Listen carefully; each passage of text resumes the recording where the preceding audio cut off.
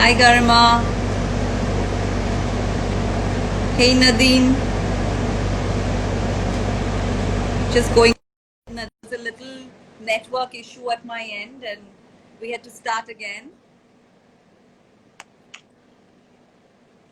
Hi Nadine, finally. So this is the usual location where I do my lives from, and it seems that the room on the ground floor doesn't get the connectivity from the router. Like the router is on the first floor and the room where I was is on the ground floor. Little issue there. Hi Abhishek. So yeah, Nadine, thanks so much for taking the time out on a Sunday. Like it's just. I mean, I know it's really odd. Now that the lockdown is over and people have started to go out. My friends, in fact, suggested that perhaps I should move the life from the weekend to a weekday. But I thought that maybe not. Maybe I would rather do this on a Saturday and Sunday because the issues that I discuss here are just so very close to my heart, and I feel that people who really do care about me, love me, and think about the issues that I'm thinking about in the way that I'm thinking about them, they'd be happy. In fact, it'll be easier for them to take the time out on a weekend. So I want to continue this live on the weekend, and thank you so much for joining, Nadine. Thank And yeah, so I'm just gonna very quickly introduce you to the people who are watching right now and the ones who will watch this eventually. They will tune into our frequency eventually. So, so I met Nadine about 6 to 7 months ago. She is the founder of She for Social Impact, which is an independent awards platform which recognizes women who are working in the impact space.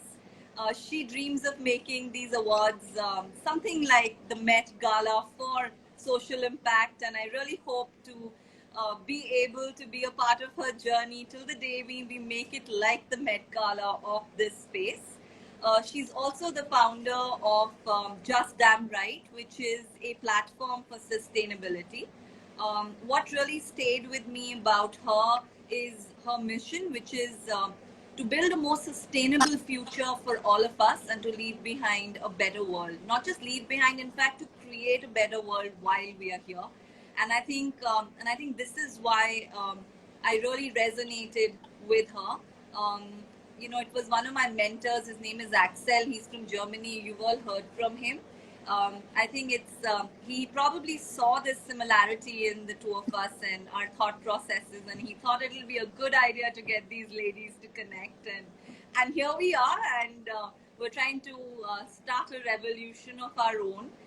Nadine is aware of some of the work that I'm doing with People India, the platform that's basically an action-based platform for change makers.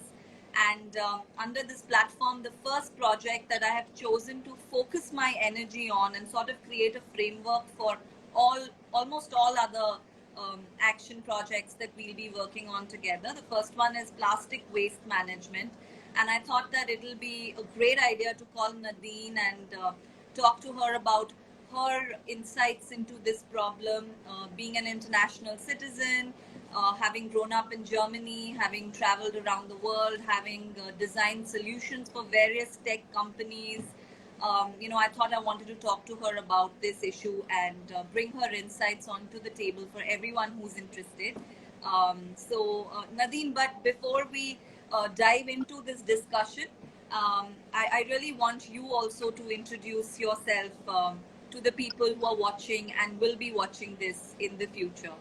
And I would really like you to talk about, the product that you helped design, the one that got Steve Jobs to completely fall in love with your client's product. And I want you to tell us a little bit about that also and how you work in the design space. So please, over to you. Thanks, Pritika. Again, really a pleasure to be here with you and your initiative and to support you on your journey. Thank you. And you're so right, like Phil, our mutual friend, she very good at immediately, like to resonate probably very well. And the moment when we had our first chat online, I felt really like I know you for so long already. Like soul sisters. Yeah, I So get that. again, and yeah, it's really amazing. Like the journey that I've taken so far, I think like over the past 14 years has been very exciting, but at the same time very diverse. It's not that traditional kind of career path that everyone would do. So when you speak of Steve Jobs, that was actually my first kind of yay moment after university. When I was consultancy, like a brand and design agency, and I helped to build up the strategy department for that company back then in Germany. And I pretty much knew very early on in my career that I love to be the person who builds the foundation for everyone to come in with their own kind of skills and interest, and to provide again like this vision and kind of go there. And that's why I ended up, so to speak, as a strategist. I have been working with a lot of creative people from diverse backgrounds, like the design, but also the engineering, the IT fields. And that's really what I love the most, like bringing it people with different perspectives over one kind of challenge, and then together explore, okay, what is the best solution fitting here to this problem, to this challenge, or to cause. And yeah, that the project with the client project back then that turned basically Steve Jobs into a fan of the product was a fashion company.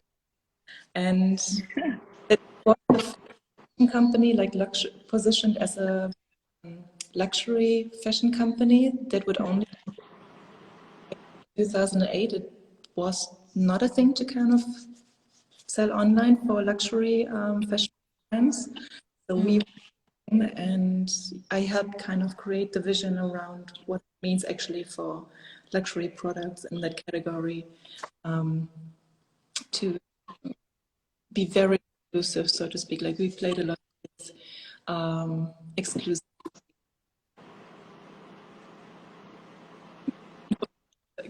of exclusivity, and to provide the strategic corridor for what is actually the brand experience, how people, what is the message, what is the level of quality of the product, and the overall kind of interaction.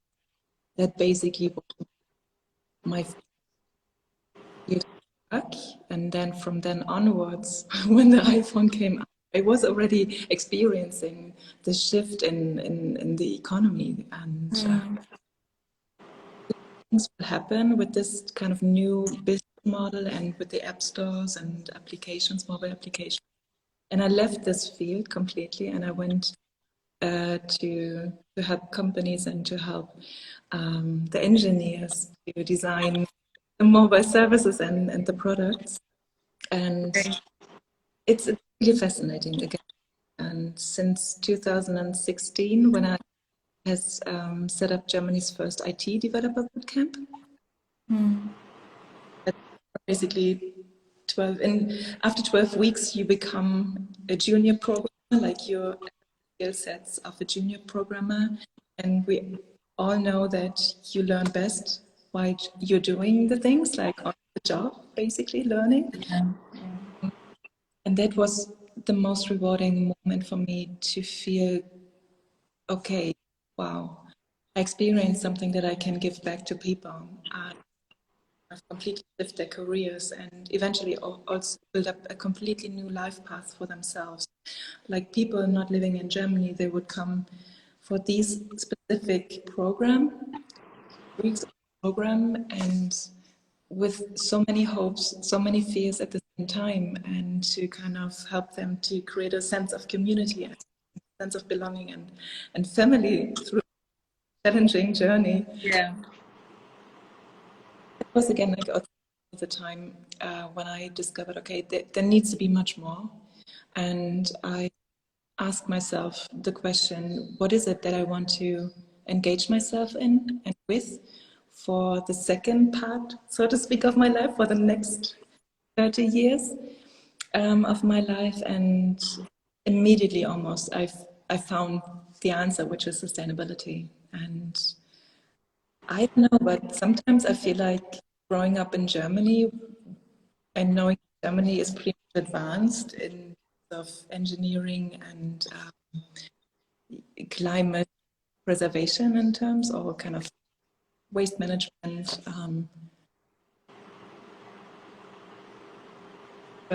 You said, like, as I began to travel the world, only then you understand the differences and what you and you start appreciating the things that you took for granted for years. And I felt always, if it's in Germany, everywhere else, it's probably the same. But it's not. Even when in France, didn't didn't separate didn't separate the waste and didn't collect the waste, for instance. And for me, it was already totally common back then in 2004. So even within Europe, a lot of differences. But now it's getting better.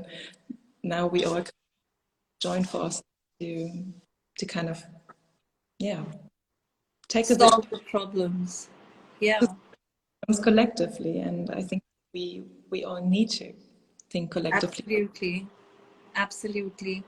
And it's really great that you're so driven towards creating a more sustainable future for everyone, because and I really see that you can really play an important role in perhaps making India develop a more sustainable future for itself, because where we are at with all of our problems, I think we need people from everywhere to come and help us out, frankly speaking.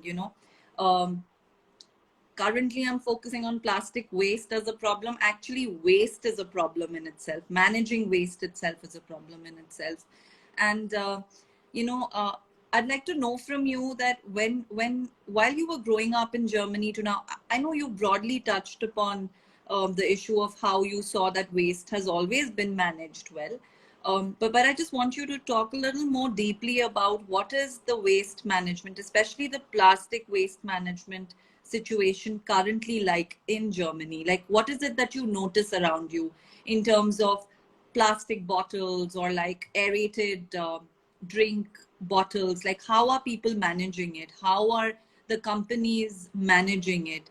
Who's accountable? Do you see a lot of plastic waste strewn around? Like, for example, in India, if I go out on a weekend, if I'm taking a walk somewhere, I'm going to see polythene strewn all over the place. Like, there will be like, empty plots of land just filled with plastic.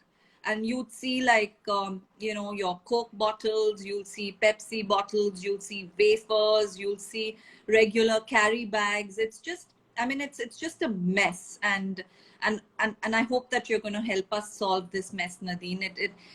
I believe that it's always like small groups of people who come together, take responsibility, and then they sort out the mess. So on this note, I'd like to know, what is it like on ground in Germany, and how are people coming together on a day-to-day basis to sort out this issue? How are the corporations taking responsibility, so that we can then compare what is it that the counterparts of these corporations are not doing in India? Mm-hmm. So waste management itself is a whole industry itself in Germany. I just kind of numbers from 2 years ago. I think that's really helpful because only in Germany we have an annual turnover of 70 billion euro in the waste management industry. And it's like almost 300,000 people working, helping to kind of tackle the waste management and the waste issue. And it's very much organized in Germany and very much incentivized, different kind of means and different structures in place. And it starts with, for instance, you have to pay back in supermarkets so that people, if they really want to spend 20 cents or somehow on a plastic bag, or if they would bring the cotton bag from home next. We also have in every residential house building, you have different types of boxes. One is for paper waste, one is for plastic waste, one is for mixed kind of waste, which is still accounted like an asset, like a material asset, so to speak. And then we have bio waste, like all the leftovers, like the food leftovers and things like this. So we are very good at separating already waste within our households, within our facilities, within the communities. And even every single village has huge containers, which are all colored like green, brown, and white for the types of bottles you have circulated, so that everyone can just bring their bottles. Then each week you would have, like, let's say on here in Berlin, in my house, it's on Friday. Like each Friday would come the guys from who are responsible for the bio waste, and then the other day would come the people who are responsible to take with them the plastic. So it's much organized. And again, like also incentivized, like whenever I would buy a glass bottle in a supermarket, I also need to pay a little extra so that I am encouraged to bring that bottle next time I go to the supermarket and change it for the same amount I paid earlier. Same goes with plastic bags. They all have different labels that are scannable, and in each supermarket there is each kind of machine, like exchange machine, where you just kind of put in the plastic bag, put in the plastic bottles, the empty plastic bottles.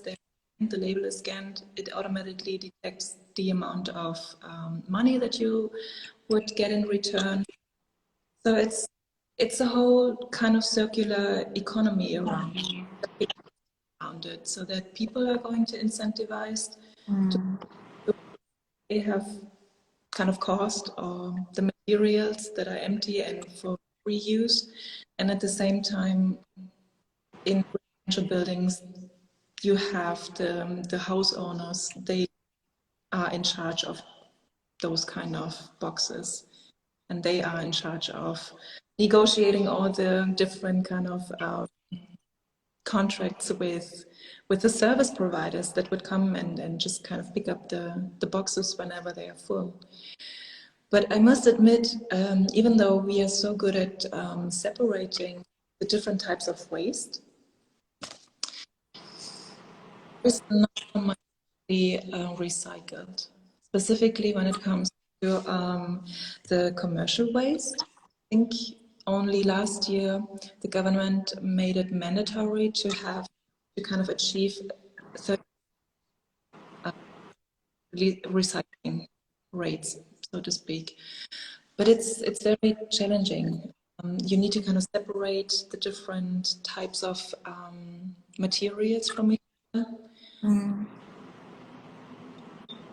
Preventing, I think, going much for recycling reusable materials and processes. Okay, but you know what I found most, I mean, okay, I see that maybe recycling is still a challenge for Germany, but Germany has come a really long way as far as incentivizing Yeah. separation is concerned. And I feel that from what I'm hearing from you, I feel that people are generally very aware of their own personal responsibility to separate and segregate that waste. So that ways I feel that Germany is far ahead of India currently. I also see that the challenge that India faces is that while me and my friends may still be sensitive about waste management as an issue, but I feel that there are these masses in the country, right? Like they've got just they've got problems with like getting food to eat on their table, not having enough opportunity. There's just so much of a divide, like economic divide, that I feel that they are like far from becoming sensitive to an issue like waste management. But I feel that this is an important issue because this could land us up into a very big problem eventually, and this is certainly a problem that needs to be solved. And I see that we've got to take everyone together in solving this problem.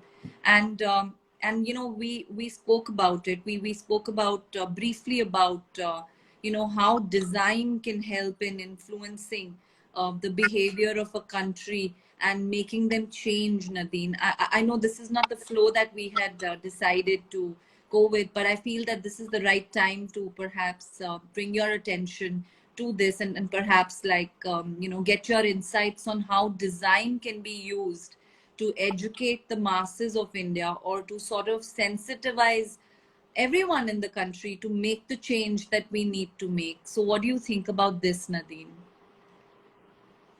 Speaking of design, it's very broad. Like it's not only the things that you see in a brochure, like the visual part. It really starts already with what is the circularity of our waste management. There's the design, right? Like you know exactly like okay, this is the group of people or the groups providers. This is the that people have to take over, like the residents have to take over, and therefore they are incentivized to do A, B. So it means like an incentive is already a piece of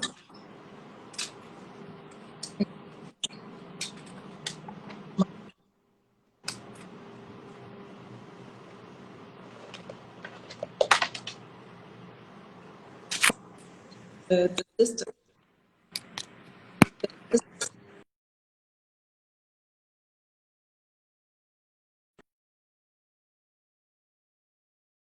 waste.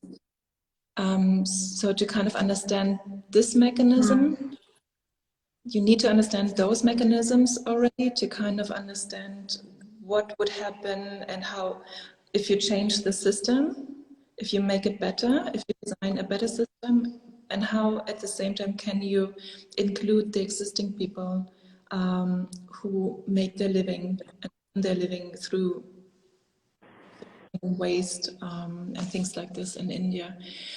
So I think it really, you need to think it from different perspectives, right? Like whenever you have the opportunity to include institutions and people that can actually leverage some activities, that they can leverage politics, laws, reinforcement, so to speak. You need to think for those groups of people. And then at the same time, you need to think about how can we make it an inclusive, much more collaborative effort. And speaking also to, let's say, people who can't read, for instance, but how you make them understand, like, okay, we have the system, we have the types of waste, and it's really good to kind of separate these different types of waste. You really need to communicate in almost like a cartoon, like in visuals in that sense, to make them understand, oh, yeah, I sense them. I feel that it's important to do this.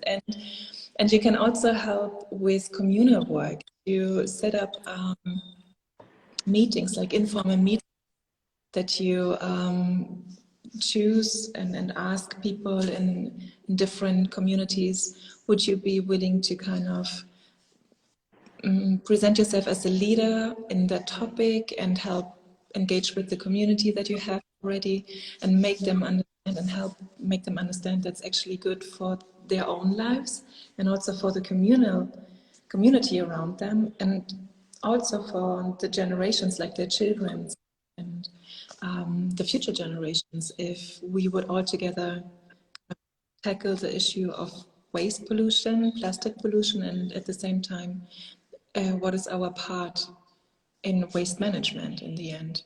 And again, like, you need to think in cartoons almost, and Amazing. probably kind of hand out leaflets with a lot of visuals. Like the story is kind of, yeah, drawn onto the leaflet, whereas at the same time you need to find ways how to, what are the arguments for a regional government to pay into your vision of separating waste and changing the existing kind of system that is in place in India, even though when you want to kind of tackle waste management, there are people making a living off of waste management already. It's That's not true. if we would love them to kind of do it, because the options are not that well. But you need to understand also, yeah, what is I can just, no, so my mind's just going all over the place. I can already imagine you designing this solution for a certain region in India, Nadine. I think that I feel that you will do a fantastic job. And I think this is what I'm going to be on to next post this live. I'm going to start thinking about how we can get you to design, the strategy for creating a really good waste management plan. And hell yeah, why not? See, frankly speaking, as of now, all of the laws and regulations are in place in India. I think that the government did a fantastic job in 2016. They notified these rules called the plastic waste management rules. And very, very briefly, in those rules, they made both the producers, manufacturers, they put them into one bucket, also brand owners, and then in the other bracket is your local bodies, like your municipalities and all. So they made both these stakeholders responsible, and then they put the ultimate responsibility on the producer and the manufacturers, and they said, look, now you all sit together and you build a system and you make sure that all of the plastic waste that you're putting out into the system gets collected. So, I mean, frankly speaking, I thought that that was a fantastic plan. I don't think any government in the world can handle the kind of waste that's being generated in India, for God's sake. Like, there are like billions of people. Like, it's impossible, right? Like, I mean, it's so, like, I mean, then I think about companies like Coca-Cola and PepsiCo, and I just want to completely dismantle them for not feeling strongly about this as an issue, right? Because I see that their senior management is sitting out of offices in Gurgaon, Delhi, Bombay, but they just don't seem to be disturbed about the amount of waste that they're, creating. Like, I mean, like, what's the fun, right? Like, you get out of your house and, you may be living in like the poshest society. You may be getting paid like shitloads of money.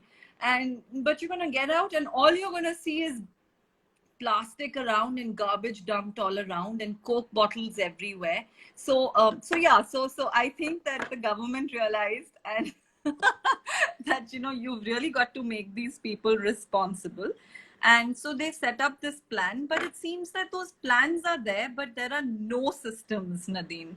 Like the waste picker who comes outside my house is unfortunately a 14-year-old boy who wears like a third hand Armani t-shirt. Imagine, right? Like, I mean, look at the joke that we all have played on this human being, right? He is dragging this little rickshaw, right? And on top of the rickshaw there is a big plastic bag into which everyone is dumping their waste. I mean, that is where we are at, right? Like, that is the the state of affairs, I feel that the problem is that nobody really has the intention to solve this problem. And you know, frankly speaking, Nadine, I see that you really have that intention in you. And like I said right at the beginning of this call, right, it's always a few people. And you know what I'm thinking is, and I'm gonna like pen this down right after this call so that I don't lose the momentum on this. Perhaps we could focus on solving the problem for just one small region in India. And that could just be maybe either Goa or Gurgaon, right? Like we could choose one of these two regions, and we could see what it would take to you know, for India to compensate you for the time that you put into planning this solution for us, and then we'll take it from there. So that's just a you know, idea that crossed my mind, hearing what you had to share. And I'm sure you will think of some of the most innovative ways to communicate with these masses. And you're right, the only way to do it would be visuals, because language is a big issue, right? There are around 30 languages in India, if not more, just here and there, right? Like, so how do you then communicate with them? The only way really to do it holistically would be through visuals, and visuals that connect with them very deeply, where they feel, well, maybe food is not just the only problem that I need to solve today. I think I also need to solve this waste management problem. So yeah, we will think more about it. Now I'm going to just take this conversation to something as exciting, and which is what I learned about just about 2 weeks ago about GIZ's involvement in a very prominent project in India called Project Aviral. You would have read about it. GIZ, and I think it's the Alliance Against Plastic Waste, and strangely, it's an alliance of all plastic manufacturers. I mean, like, yeah, I can just see the pattern of the shit that's going around this world, you know. I mean, for the lack of better words, that's really the word I wanted to use for this strategy, where all the producers and all the polluters get together to solve the problem, and then you never see them solving the problem. So anyways, coming back to the point, look, I mean, I see from my interactions with most people from Germany, frankly speaking, I have a lot of respect for them. I see that they're all very deep thinkers. I go back to the days when I was studying law at UCL. One of the first few friends I made was a German guy, and through the, you know, through the year, what I noticed was that he had the deepest insights, and maybe it has something to do with your education system, right? So when I saw and I learned that GIZ is involved, you know, I felt that there was some hope there, even though there was this alliance of plastic manufacturers. But I thought that the GIZ, being a German agency, may just sort of you know, truly hold them accountable and actually maybe come up with a solution that could help India, starting from, of course, this Aviral project and the Clean Ganga project that they are focusing on. So would you be able to share some insights on what you know about GIZ, how it functions, and probably how you think that we can benefit from GIZ's involvement in this seed project first? Over to you, Nadine. Yeah, so GIZ is basically the German Development Agency, and they have offices spread across the globe, and mainly in Africa and South America, in the Pacific region, and also in Central Asia. But I'm not sure if they already have one office in India, but maybe due to the new Project. Yes, yes. So what they do is basically they help developing countries, but also regions like regions to establish infrastructures to kind of help educate people, literally like empowering people to help themselves, right? Like this is the main goal. Like they don't want to kind of go there and and be themselves in charge, but mainly kind of empowering the people living in those regions to be able to benefit from the knowledge that we have here, for instance, in Germany, and to together with them build up infrastructures that are suited for their specific challenges, but also to their specific cultures. That's what I meant with when you want to tackle the waste management in India, you need to understand how it works already now, like with the people, with the rural people involved in collecting and sorting, and how you could actually use the existing system and change it also for the better without making the people sacrifice something. So this is basically the main challenge that the GIZ would face no matter the region they would go into and help the people on the ground. And then they also, in general, like they also help people to, if there is a crisis region without democracy, for instance, they help people to educate also what are the benefits of having a democracy in place, democratic structures. So again, like it's really like taking a region from the basics and helping them to build up the foundations and the structures, the infrastructures for them to kind of subsequently build on top, build on top, build on top to have, yeah, the freedom and the kind of life that is desirable for them also to not only think about food and surviving, right? And what GIZ is also doing is they create a lot of partnerships. They create partnerships with not-for-profit organizations, which are operating on an international scale, very diverse NGOs, and they also create partnerships with big international companies like the Alliance. yeah, basically. So in that sense, everyone on the table, at the table of those kind of interoperational group then would provide their parts. Let it be funding, let it be the organization which helps, another organization which helps on the ground, and then another organization which helps in facilitating the communications and the problem solving, the finding the solutions, so to speak. And they also invite people from different regions to eventually also come to Germany for management and leadership trainings. So it's really diverse what Germany is doing, and to your point, they are very good at what they're doing. But again, like the success of any project, no matter if it's a GIZ project or a project facilitated and organized by a different organization, it really boils down to the collaboration on the ground with the people. Because whenever some people feel like there is an external force joining and interfering, immediately you have resistance. And what you need to do in the first place is really building up trust. And then together with those people involved and eventually also affected by the change,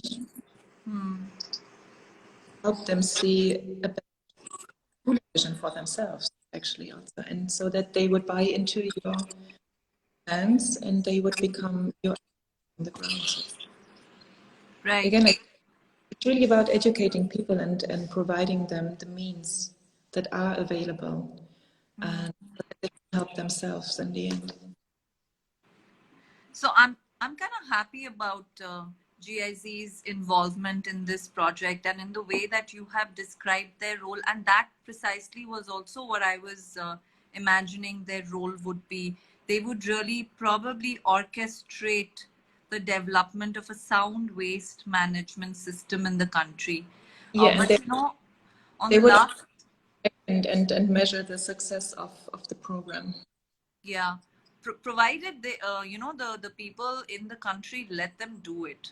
You know, if they start to face too much resistance, uh, they may not be that interested in doing it. You know, so my hope is that they should not face too much resistance in doing what they've come here to do. But you know what I've also heard is that, and you know, this is really my hunch that they did start some plant close to Ganga in Varanasi, but it seems that waste treatment plant is not functional at all. So what I've heard from some people on this live itself, someone reported that that that project has sort of gone cold. And my feeling is that if at all it has gone cold, then it is probably because, you know, there would have been internal stakeholders in the country that would have started unnecessarily getting involved and doubting the intentions of the other stakeholders who are actually really coming to help. So anyways, I mean, I'm glad to hear this from you. You know, if at all one can sort of meet GIZ as one goes along in trying to solve this problem at a very civil society level, I would love to meet them and see how we can collaborate with them. Why not? You know, like, I mean, we have good intentions, and like I said, it's people like us who bring that change, right? So I'm really happy to hear this from you about GIZ. I'm gonna see. And then Nadine, GIZ, is it related to the German government as well? Like, I mean, the government funds this It's all initiative. It's just fantastic. Yeah, that's just fantastic. And the people who are working with GIZ, are these German nationals, or these are professionals from all over the world? Like, how is it managed and controlled? No, they have offices in different regions across the world. So they're also working with people on the ground in those regions. A lot of the employees are German. They have also consultants. So Right, it's really diverse and really tailored to the needs, basically, the skill sets, and also right. the kind of partnerships, like access to potential partnerships in different. Fantastic, fantastic. I would really love to see how we can bring the best out of this interest that GIZ has shown in India. You know, and yeah, I mean, that's what it is, really looking at every relationship positively and trying to see what best we can get out of it. Having said that, I find it difficult to look positively at the plastic alliance, you know, because it's just strange. But anyways, we will see how we can make them work to the benefit of the people and in trying to create a more sustainable future. By the way, Nadine, you know, I see that Coke India has joined us today for this live. Hi guys, it's so good to have you here, and this is Nadine from Germany. She's an advisor in. Nadine, why don't you introduce yourself once again? There are some more people that have joined us, and go for it, Nadine. Yeah, so I advise on sustainability strategy and investments, but really, like, my vision is to take CSR, like the traditional corporate social responsibility, and also innovation management to the next level by incorporating sustainability at the heart of any kind of organization's strategy, and to kind of help create the ecosystem around those companies and organizations that really want to kind of level up the playing field for others to follow in the industry, build an ecosystem for them to kind of help them through the initiatives and through the collaboration of any kind of stakeholders involved. And I'm here talking to Nadine from People India, which is a change making platform in India. And I'm hoping to get Nadine involved in doing some work around designing a strategy for solving the waste management problem for India. And I'm hoping to hold Coke accountable and responsible as far as its extendable producer responsibility is concerned. So please take that message home for us, guys. I'm very serious about solving this problem. Nadine, I'd like to carry on with our discussion. And we've talked about GIZ. I'm really happy to hear you know, about the functionality of GIZ, the way that you've explained it. In fact, I'm very excited about it because that'll make my job simpler, actually. So Yeah. I'm going to figure out where their office is. I'm going to go and see them, and I'm going to see how we can help them solve the problem that they've come here to solve. Um, Next thing I want to talk to you about is how, you know, like, how do you think that people can come together to solve this problem? One. And the second thing, and I'm going to second thing is, how don't you feel that the producers and the manufacturers of these products which are packaged in plastic should be held responsible and accountable? In the sense, what do you feel about the extended producer's responsibility? And I can elaborate more on this if you'd like. When I say extended producer's responsibility, I mean that the regulation in India on waste management, which is really adopted from what even Europe has, where you know the ultimate responsibility is on the waste producer, which in this case, very simply put, because we have Coke here, I'm going to use them as an example. For example, if I am to go and buy a Coke bottle from a vendor here, the ultimate responsibility to collect that waste back has been put on Coca-Cola.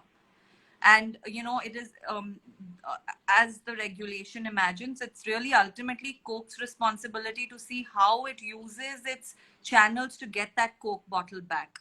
Well, of course, they have encouraged the local bodies to work with brands like Coke and Pepsi to make this work, but the ultimate responsibility is on the corporations. So so then, Nadine, what do you feel about the extended producer's responsibility, and what do you feel about how people can actually come together to ensure that the producers become responsible?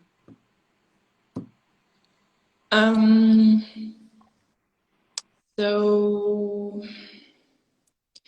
I think the community is like the rural governments, so to speak. They also play a crucial role. If they don't incentivize either the corporations to kind of really be accountable and responsible, and at the same time also engage with the community, there is such a huge gap, which the company like Coke alone can't kind of fix and overcome.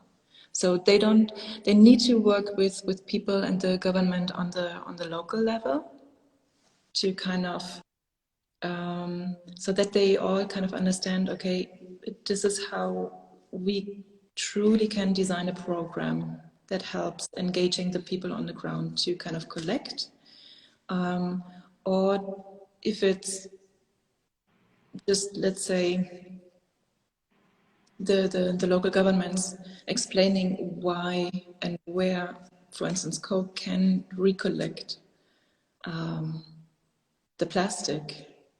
That's already also an insight for Coca-Cola. So I think it's not only Coca-Cola that should be responsible, because it's a collective effort. And I see the governments and local governments mainly as how do you say, a mediator. And so they collect and they hold a lot of knowledge of what's working in those different regions. And that would help Coca-Cola to come up with solutions. Because if Coca-Cola only put in money to fund, let's say, organizations and groups of people who would kind of collect, then you still need to have, in the local areas, you still need to have places where you can store the waste, where you can build up facilities for waste management. It's really also a local governmental issue. It's not only the responsibility of any company, so to speak.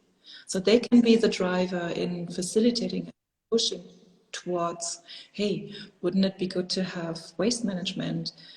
We can also help fund the activity. Waste management. But again, like the local governments, they need to be involved, because they're planning basically how the civic community works and how the regions develop in a sustainable way. And they have a master plan, so to speak. Maybe land, where's maybe land still left over, and where could be land or the waste.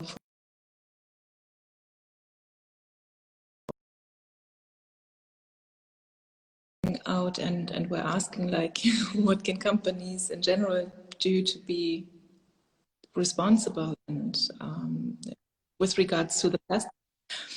I mean, like, this is my personal view. I don't see plastic is of any good to the society. It's proven that plastic can really also harm your health. And you know it from one of our nominees at the Shiva Social Impact Awards. There have there has been U.S. U.S. journalist who discovered and revealed that plastic, like microplastic, was found in almost any water sold across the globe 3 years ago already. And I don't know, like, even if the argument compostable and probably a bit more cheaper to compose reuse glass, I'm just like, no. Plastic Say is no not to it. good for your health. So I personally try to avoid as much plastic bottles as possible. I drink a lot of tap water. I have my reusable metal bottle where I can fill in everything. Like in summer, I can fill in cold um, liquid. So I have a little bit of refreshment during the summer. In the winter, I have my hot tea in that metal bottle. So it's really all about, yeah, thinking through the things, and just for the sake of money and like saving money, and in the end, like long-term perspective, it doesn't really pays off in the end. It's not If you worth only it. It's not worth it. And you know what's coming to my mind from this discussion with you is that it's very important to for everyone, all the stakeholders, to work together to manage the plastic that's already out there now. But going forward, we all just need to say no to anything that's packaged in plastic. And frankly yeah. speaking, there are so many alternatives that are available, and if they're not coming to one's mind, they can be explored. They may be more expensive, but like you said, I don't think we can keep putting profits over people. I think it's just a ridiculous idea. I think people are more important, and I think even more important than people is the habitat that we live in. So I think from this, what I'm thinking about is that even though the legislations in India are okay with plastic and reusable plastic, but I think that this movement needs to sort of bend the thought a little bit, in the sense that we as a country need to manage the waste that we already have, together with whatever limitations we have to deal with. Frankly, Nadine, I don't think that the local bodies here are evolved enough to solve this problem themselves. We are a long way from there. It is going to take us at least another 50 years, because these local bodies are mostly managed by, by these very, as I see it, this is my observation, are managed by these small circles, like it's just like one network of people that comes into power, and then when they go out, another network comes in, and they're not open to people like, they're not very open about outsiders coming in and getting in the way, and it's very political, like probably all other political organizations. Having said that, I think these local bodies are not so sensitive, and they see their job really as a business opportunity. Very, very frankly speaking, yeah. Uh, so I see that the corporations that are doing business in India are mostly like global corporations, which have a lot of funds, and I think that they have the intellectual bandwidth and the funds that are needed to solve Mhm. this problem. And um, and I think that they'll have to just think of ways, and they'll have to take this up personally. like they can't put this on the governments. I don't think that the government can do this. I don't think the government can take a lead here, because otherwise, Nadine, they would have taken a lead, right? They would not have put the responsibility on the corporations. There's a reason why they've delegated it. Now But you need, these corporations have to use their mind and make these local bodies work to the benefit of everyone. that's what I So mean. You need them to kind of get their insights into how, on a lower level, on a regional level, and on a local level, it works, and what is yes. preventing people from adapting to change, and in which way people would feel okay and comfortable with change. That's the only thing I would kind of see, not the only, but that's the main thing I would see the local bodies involved to really be the mediator, so to speak, the translator between, oh, what's going on a local level, because the big corporation doesn't know, because that's not their daily business. But if the But big corporation needs yeah, to, I see your point, Nadine, and we will talk more about it. The problems I see on ground here is that the corporations have all got several offices around the country, Nadine. For example, your Pepsi and your Coca-Cola have like a very sound distributors network, and believe me, they have as much access to the heart of India. In fact, not as much, they have more access, because they have learnt of ways to sell their products to Indians, right? They have found that emotional connect. So I believe that they're like the modern day imperialists, no? Like I feel that they can certainly solve this problem, and I feel that they have to solve this problem, because they are the ones who are pushing this packaging to the people. They're the ones who are earning from this. So I feel that yes, the government has to play a role.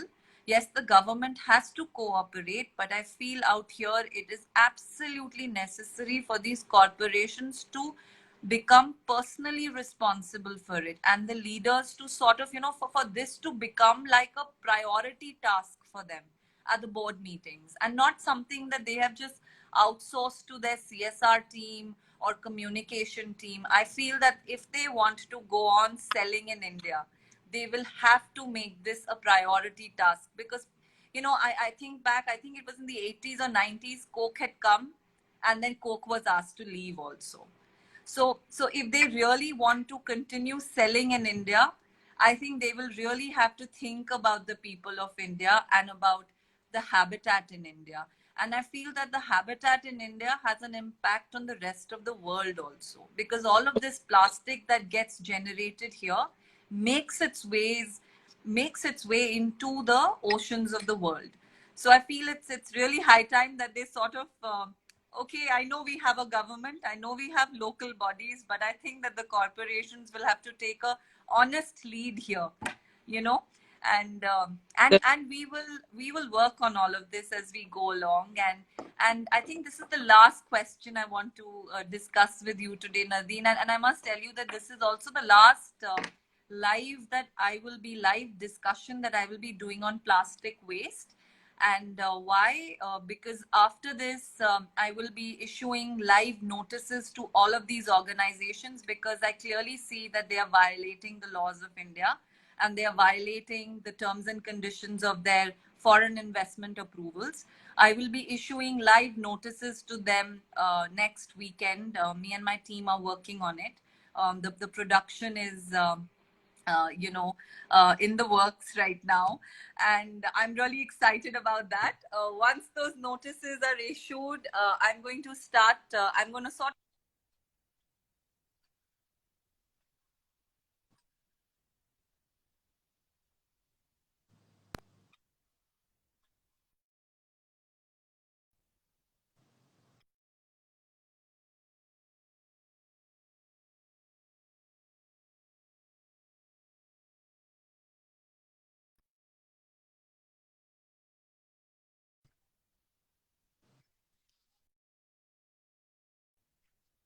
I think this video is going to end in a minute. I'm going to quickly do another 5-10 minutes with you to wind up, because I think you can only do a 1 hour live. Um, do you believe that when people come together, they can bring any change that they want to